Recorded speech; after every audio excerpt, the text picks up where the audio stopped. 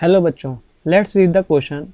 The question is, if a person holds his breath after expiration for about 25 seconds, would there be occurrence of any exchange of respiratory gas in lungs during this period? Explain.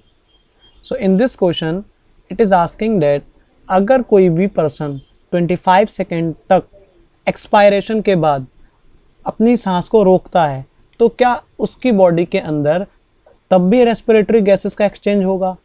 तो उसको हमें explain करना है। तो उसको explain करने के लिए हमें उसका की कॉन्सेप्ट मालूम होना चाहिए। अगर इसका की कॉन्सेप्ट हम समझ लेंगे then we can answer this question easily.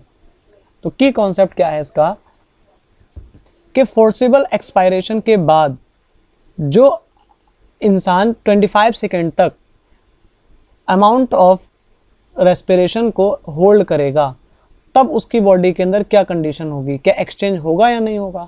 तो हमें मालूम है कि जो ब्रीथिंग की प्रोसेस होती है वो दो चीज़ों के ऊपर डिपेंड करती है। एक करती है इनहेलेशन के ऊपर और दूसरी डिपेंड करती है एक्सहेलेशन के ऊपर। अब इनहेलेशन और एक्सहेलेशन ये दो प्रोसेस होती हैं कि एयर को इनहेल करना मतलब अंदर लंग्स तक पहुंचाना, एक्सहेलेशन का मतलब कार्बन डाइऑक्साइड को लंग्स से वापस एटमॉस्फेयर में भेजना। ये दो ऐसे मेन प्रोसेस हैं जो अगर नहीं होंगी तो रेस्पिरेशन या ब्रीथिंग नहीं होगा। अब कोई भी इंसान एक्सहेल करता है, इट मीन्स वो कार्बन डाइऑक्साइड को रिमूव करता है। कहाँ से? From lungs. तो अगर कोई भी व्यक्ति कार्बन डाइऑक्साइड को लंग्स से रिमूव करता है तो उस प्रोसेस को एक्सहेलेशन कहते हैं। इस एक्सहेलेशन के बाद 25 सेकेंड तक उस ब्रीथिंग को होल्ड करके रखे तब उसकी बॉडी के अंदर क्या एक्सचेंज होगा। तो अब हमें इसका एक कॉन्सेप्ट पता चलता है कि जब कोई भी व्यक्ति इसको करता है तो उसकी बॉडी के अंदर भी रेस्पिरेशन होता रहता है। क्यों? क्योंकि रेसिडुअल वॉल्यूम जो होता है लंग्स का, ये क्या है?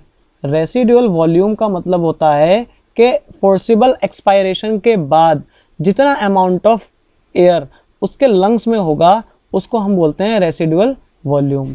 अब कोई भी व्यक्ति ने फोर्सिबल एक्सपायरेशन किया, उसके बाद 25 सेकेंड तक रोका, तो इसका मतलब क्या हुआ कि उसकी बॉडी के अंदर जो रेसिडुअल वॉल्यूम ऑफ एयर था, इस एयर के जरिए एक्सचेंज पॉसिबल हुआ।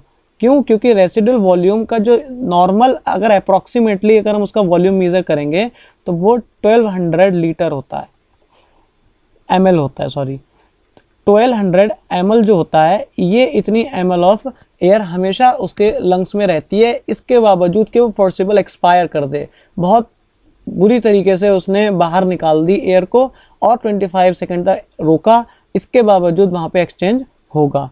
सो इस कॉन्सेप्ट को हमने समझ लिया क्या कि अगर exchange of respiratory gas 25 second तक रोक दिया जाए then there will also occur a gas respiratory exchange of gas in lungs. It is because even after we exhale some amount of air remains in the lung और this volume of air is called residual volume और इसकी quantity कितनी होती है? 1200 ml होती है। इस वजह से रेस्पिरेटरी गैसेस का एक्सचेंज होगा। So hope you have understood this concept and it is the answer of this question. Best of luck. Thank you.